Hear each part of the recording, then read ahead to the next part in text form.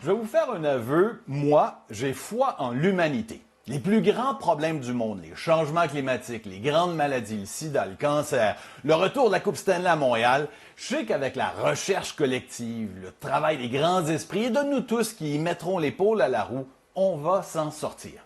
C'est ainsi que j'observe les avancées entourant l'intelligence artificielle. C'est fascinant, c'est phénoménal. Et c'est perturbant. ChatGPT, par exemple, peut vous rédiger une dissertation de calibre universitaire en quelques minutes. Est-ce que ça va trop vite? Est-ce que cette intelligence artificielle pense maintenant plus vite que nous? Certains jugent qu'il est temps de faire une pause et de réfléchir à ces enjeux. Pour mettre en contexte ce qui se passe, je reçois Bruno Guglielminetti, animateur du podcast d'actualité numérique Mon Carnet. Merci d'être avec nous, Bruno. Je ne suis jamais à court de sujets avec toi, mais cette pétition, là, signée par un peu plus d'1 millier de personnes, des chercheurs de renom, des hommes d'affaires connus comme Elon Musk, mérite qu'on s'arrête, toi et moi. Pétition qui évoque des risques majeurs pour l'humanité. Alors, qu'est-ce qu'ils veulent dire au juste, Bruno? Ben, c'est un peu comme si, je dirais pas les 1000 personnes les plus importantes dans l'écosystème de l'intelligence artificielle, mais les gens qui sont au centre de cette quête-là nous disent, ben là, il faudrait peut-être faire un arrêt, réfléchir et après regarder vers où on veut aller.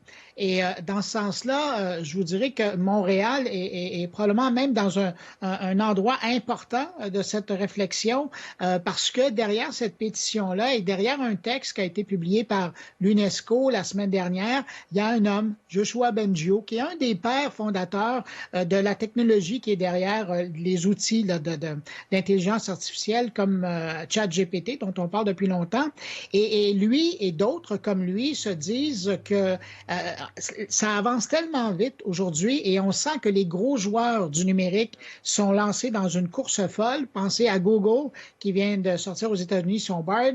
Pensez à Microsoft qui investit maintenant des milliards dans l'intelligence artificielle.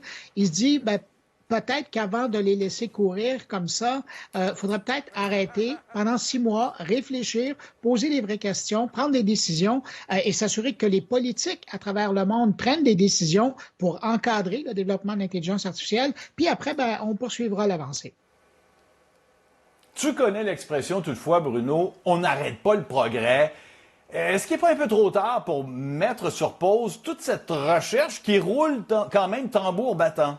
Ouais, ben pour prendre un autre proverbe, quand il est trop tard, quand la pâte à dents est sortie du tube, hein, et c'est un peu ça. Maintenant que les gros joueurs de l'Internet se sont emballés et voient le potentiel, et là, c'est des milliards là, de retombées possibles avec ces moteurs de recherche-là pour accaparer des parts de marché, ben ça va être difficile d'avoir bonne conscience. D'ailleurs, la preuve, c'est que il n'y a pas tellement longtemps, je pense qu'il y a 2 semaines, Microsoft a mis dehors, je ris, mais c'est pas drôle, a mis dehors tout son personnel qui devait travailler à l'éthique de l'intégration de l'intelligence artificielle dans les outils de Microsoft, ben on les a remerciés.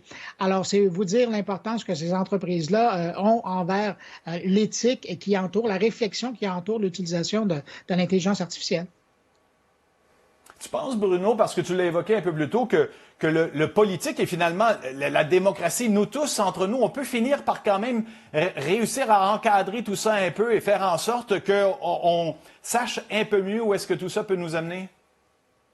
Oui, ben Richard, si tu me permets de faire un parallèle, quand on regarde ce qui est en train de se passer aux États-Unis avec TikTok, où le gouvernement a décidé de prendre les choses en main et de très sérieusement essayer d'encadrer l'utilisation ou l'exploitation de TikTok au pays, l'Europe l'a fait, ben on peut croire que ces mêmes moyens, cette même réflexion et cette même volonté, si elle est là, pourrait permettre d'encadrer et de légiférer dans le domaine de l'utilisation de l'intelligence artificielle. Et je pense qu'avec la puissance qu'on a entre les mains, c'est important de le faire aujourd'hui parce qu'on est vraiment à la limite d'avoir des appareils qui sont plus intelligents que les humains et il ne faudrait pas attendre que ce soit le cas pour que par la suite, ce soit trop tard.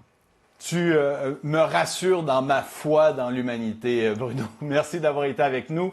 Bruno Guglielminetti, animateur du podcast d'actualité numérique Mon Carnet. À la prochaine, Bruno. À bientôt, au revoir.